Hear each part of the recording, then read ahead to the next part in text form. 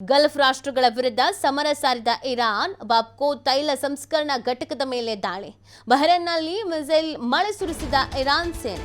ಅತಿ ದೊಡ್ಡ ತೈಲ ಸಂಸ್ಕರಣಾ ಘಟಕವೇ ಇಲ್ಲಿ ಟಾರ್ಗೆಟ್ ಮಾಡಲಾಗಿದೆ.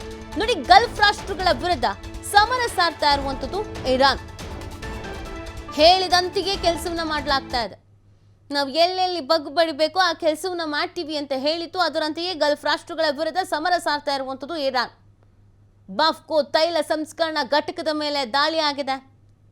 ಬಹ್ರೇನ್ನಲ್ಲಿ ಮಿಸೈಲ್ ಮಳೆಯನ್ನೇ ಸುರಿಸಿರುವಂಥದ್ದು ಇರಾನ್ನ ಸೇನೆ.